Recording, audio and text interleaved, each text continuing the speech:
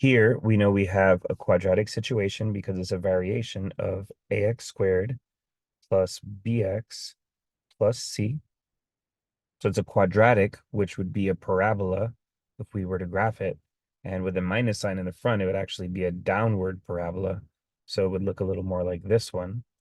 But what we need to know is here they're asking us for the number of solutions, and the number of solutions for a quadratic is a reference to the idea of the discriminant. So the discriminant has to do with the quadratic formula, which if you don't have memorized yet, you need to memorize. And we're going to go ahead and use invented numbers here just to show what happens based on the value of the discriminant. So the discriminant is this part of the quadratic formula, just the b squared minus 4ac. And these are numbers I'm just making up right now just to show you what happens. So let's say we had 2 plus or minus root 4 over 3, 2 plus or minus root 0 over 3, and 2 plus or minus root negative 4 over 3. So here, the discriminant is positive. And when the discriminant is positive, you end up with 2 solutions. And the reason is because if we were actually calculating this out, if we were using the quadratic formula here, you would have 2 plus 2 over 3, 2 minus 2 over 3, and those would be your 2 answers. They'd be 4 over 3 and 0. Here, if you have a 0 discriminant, that means we have a 0 under the radical in the quadratic formula, and we're therefore not adding anything because there's just a 0 there. So the answer would be 2/3. So with a discriminant of 0, there's 1 solution.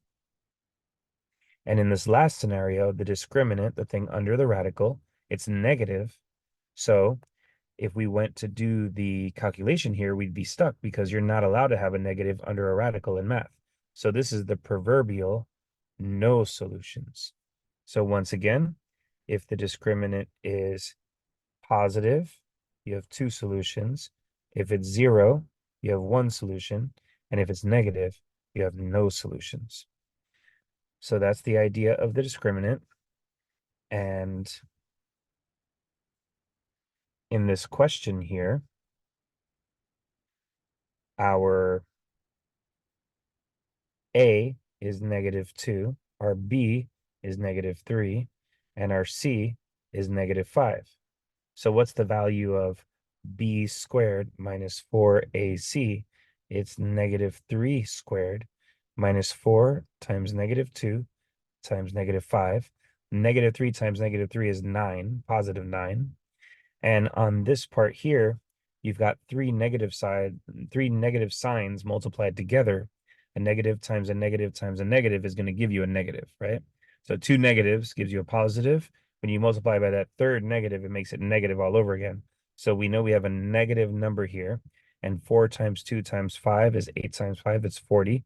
So we have 9 minus 40, which is -31.